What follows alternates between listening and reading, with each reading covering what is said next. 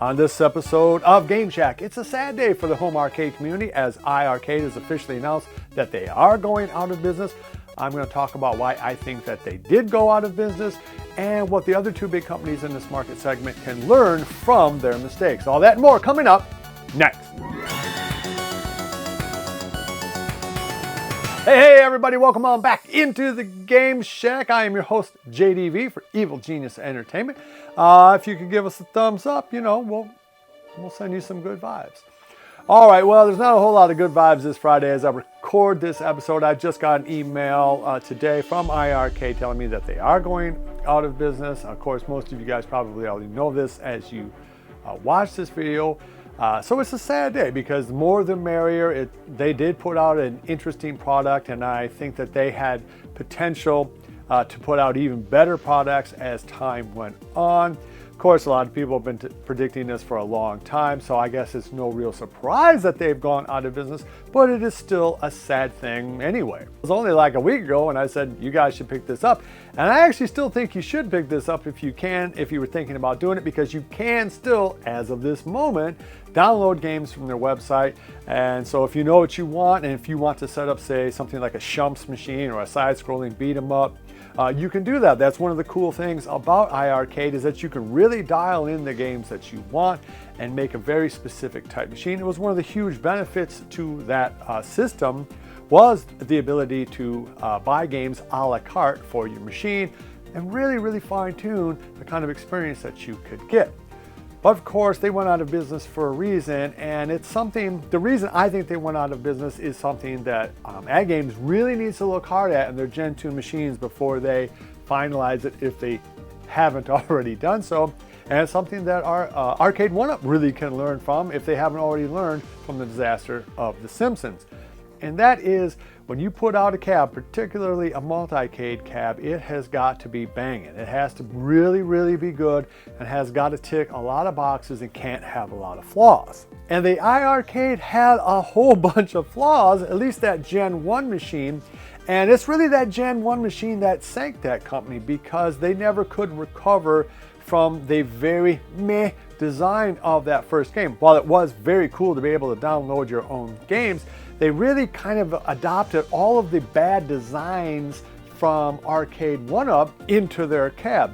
And primarily that cab was way too small and didn't look anything like an arcade machine. Now, while Arcade1up now makes very arcade realistic type games, considering that they have to shrink them down to the 3/4 scale, iiRcade did not do that. But they did adopt the way too narrow and small 19-inch-ish controller deck, which was way too small for two grown men to sit at side by side.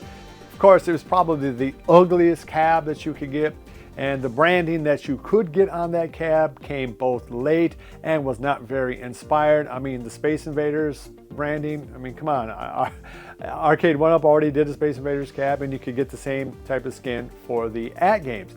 And other small design things that just made no sense, like why was there no USB in that first machine? That made no sense at all. Why was there no HDMI output? That made no sense. It made no sense that they had they did not have a 1/8 inch input jacks. So there were lots of little things. No lit marquee. How can you not put out no marquee really at all? It was just two speakers. So there was a lot of things that were wrong. So when your whole business model is selling the games, you really needed to come in at a rock bottom price on those cabs so people bought in. Frankly, the only reason why I bought my iiRcade because it was on sale for $299 plus free shipping.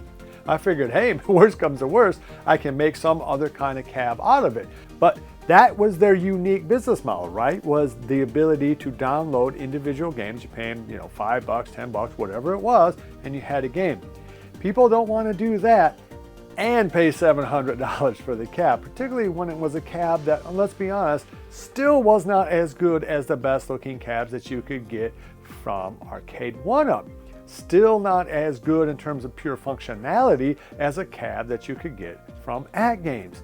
So even that Gen 2 cab did have problems, although it did address some of them. It did look a lot cooler. It did have USB in, so USB input, so you could use something like a light gun. It was just too little, too late, and for 2 months. So that is what I think that Arcade1up and AtGames really has to think long and hard about.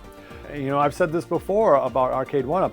I think if they had play tested The Simpsons with just 3 or 4 other influencers on YouTube, they would have potentially made hundreds of thousands of dollars more, because they wouldn't have put the main attack button right next to the thumb where you're going to hit that button.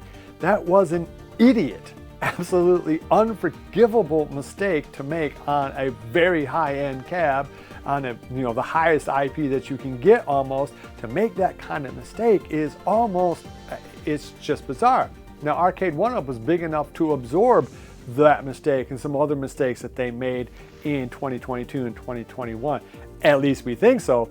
The dearth of cabs that we've seen from Arcade1up announced this year makes me think, maybe they're in trouble too. If this cab from AtGames Gen 2 isn't absolutely killer, I think they're in trouble. If that pinball game doesn't make some significant leaps forward in terms of the experience, I think that could be in trouble too. Just having a 4K screen is not enough.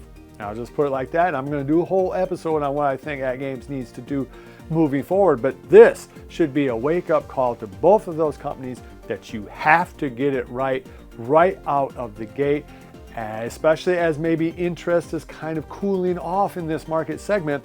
They got to get it right, or people are just going to go elsewhere.